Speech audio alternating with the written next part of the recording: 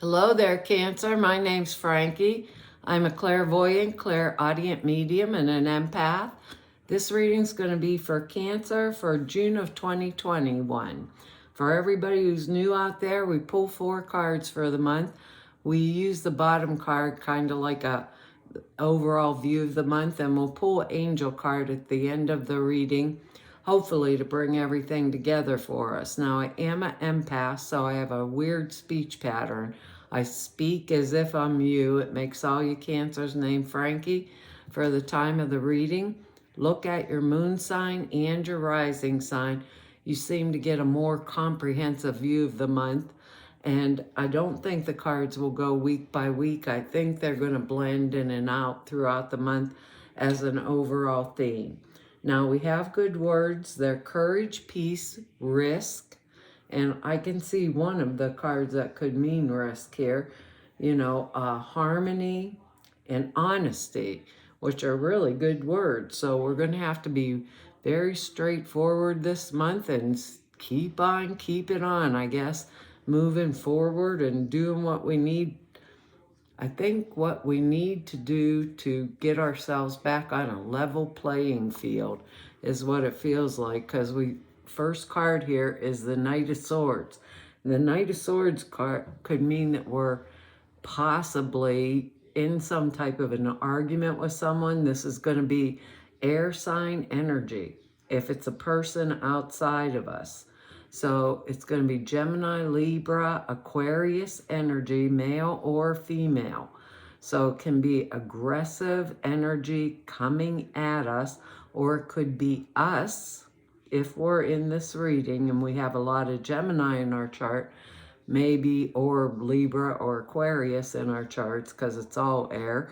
Maybe we are aggressively pursuing some type of lifestyle that's going to allow us to live out our life in the manner and way in which we want to use it. Sometimes when we do that, we seem to risk thinking about ourselves above others, and that's pretty unlikely. So I'm thinking for the most of us, this is going to be outside of us. The Knight of Swords is a messenger type of card, and it brings message that could be about us personally. Might be some kind of bad news in some manner or form, or news that relates to someone that's close to us that's not going to make us extremely happy, because it means some kind of a conflict is at hand. It's coming up, it's coming forward, end of the story. Violent differences of opinion, like they just are not on the same page with me. Or, so argumentative language, things like that, angry messages being sent back and forth. It's not usually physical violence, although he already has blood on his sword and not worrying about anything. Usually isn't physical. It's always mostly mental, like, where someone's demeaning us, yelling at us, that kind of thing. And if it's not a person in our lives, it could be that we ourselves are pursuing some kind of a intellectual pursuit that to the detriment of everyone else. We're neglecting all the people that are around us in our life. We might be being very forceful and expressing our opinions, and sometimes we can do that because you have to remember, for the most part, we're very peaceable homebodies. We like our family and being in our homes, things like that. And maybe we just need a change. I always think of the Knight of Swords. One example that always flashes in my mind is like the boss at work who's promising delivery of a product or something, and the parts to make the product didn't come in. So they order these cheap component parts because they're going to hit that order and make that money, even, and make more money because it's cheaper, what they ordered, rather than the quality that the other person is expecting, basically. And when you get into that kind of energy, you got a conflict there, because they send out the thing, we make the part or the object, and we make it and send it to the customer, and it breaks down right away, and you got all the recall stuff, and that's kind of the energetics of the Knight of Swords. It's the energy of a boss, basically, that's immature, and they're doing that. You're doing it my way or the highway, out the door. That's the kind of energy that comes off of it. I guess you could use that energy if I was aggressively pursuing a path, which is important to me one way or another. But the warning, I think, is to remember others while I'm pursuing this. Kind of remember the other people in my life, and not to basically step on everybody else's toes to get what I want. So, and that's kind of hard to do with the next card coming up, because this is the Hanged Man card. So here we are with this Hangman card. We're in a state of suspended animation. So we're in between the past and the future. We're stuck right here, right now, and a new direction is coming into our life. A new direction is in the making, and we might be able to feel that, and that could be why that Knight of Swords energy is in there. Like, I can feel this, I want it, and I'm going for it. That type of energy. But it's the energy of giving ourselves some time to look at things from a different perspective, get a different viewpoint, maybe make some significant changes. And that's important because of the next card coming up here. Maybe necessary, look at things from a different perspective, make adjustments or readjustments in my life, making what is necessary, having the courage there to do it, to make those changes. It's a card that calls for enlightenment, like paying attention. What is Spirit saying to me? What's my higher self saying to me? What's my next step? Basically, readjustments needed when this card comes up. But there's really no hurry. He's put himself in this situation. No one hung him up there by his foot. He just put himself up there because he needed a different perspective on life. So we should take this time to think about how we want things to go for the long term in our life. Pay attention to our inner development, what's going on inside of me, and be prepared to dance to the tune of a different drummer in the future, because things are beginning to change and look up. And I think, that's kind of a good thing. So what it's telling me is this next card here. The next card is this kind of the Devil card. And this is Saturn in Capricorn. Saturn is lessons that we have to learn. Saturn is the Lord of karma, right? And karma, this is this Devil card here is karma, kind of like being played out. Did I learn that lesson or didn't I learn the lesson? So it's about past things usually that have happened to me, and what am I going to do about this? Now, it could be drug, sex, and rock and roll. Maybe that's what the Knight of Swords is meaning to us, but I don't think for we Cancers, I really don't believe that would be the energy of this card. This is about when I learn the karmatic lesson about something, basically. When I learn that karmatic lesson, did I really, really get it? So it can be a card of learning how to manifest, build castles in the air, like in spirit, our imagination, a card of manifestation and building those castles on the ground. Also, like bringing something into a physical reality, which is excellent, excellent energy for us. What is it that I really want? What is it that I'm going after in my life? What course of action am I going to take? And taking this time that the hangman has given us, like to find out, honestly, think this over, find out what do I want to do in the long term, in the future, that's going to be very, very beneficial to me. Because if you look at this, if I've learned the lesson from the past, right, I'm going to learn it and learn it really well. And if it's a lesson I don't want to repeat, I'm not going to repeat it. So I'm going to stop it right where it is and move forward.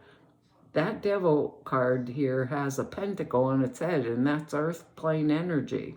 Might be, maybe we're thinking too much about the material side of things and not seeking the enlightenment or the higher path towards it.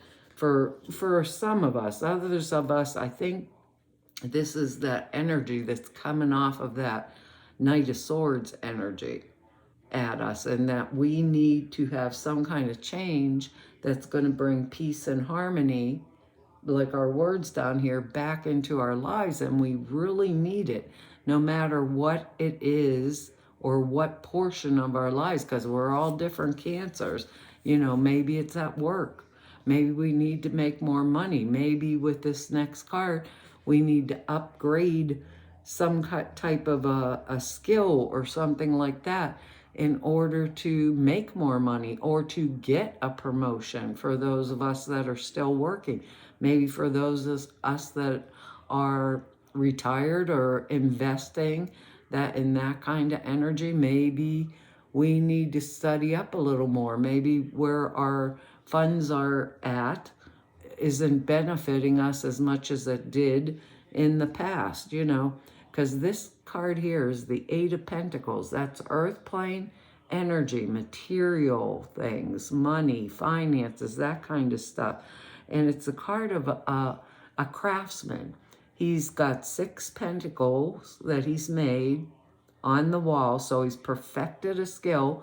7th one is under his arm. He is copying it perfectly onto this 8th pentacle because he's perfected it. So it's a card of learning a new skill or taking up some type of a new career. But the new venture is going to be really successful for us because we're in the process of very, very like actively training ourselves intensely with a clear goal in mind.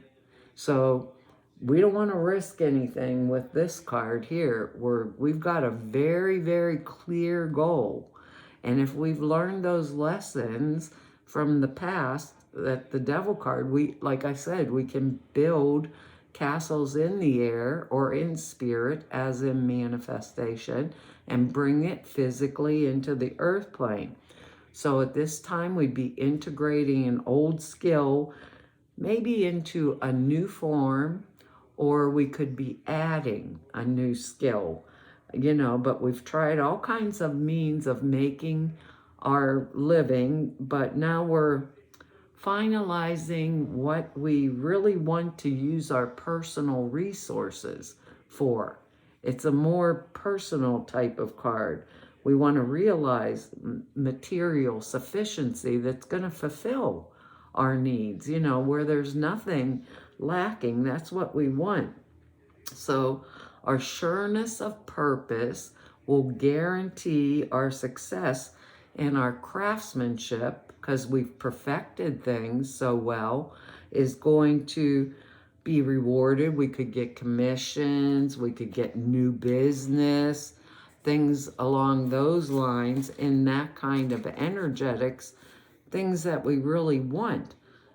But, and I know we're going to do something new, and we usually really don't like the change thing too very much, but here we have the Ace of Rods card coming up, and I love this for us because it indicates some kind of a new beginning or of an enterprise, maybe involving business or finance, maybe our work, like I said before, stock market things. Maybe I'm studying a different way or researching other types of stockbrokers, things along that line. It could show me that we've planted the seeds of some type of a new beginning, and it's like a creative or a money-making thing, because rods or wands cards are usually business finance. The key idea when you get this Ace of Rods is freedom from restraints that have hampered us in the past.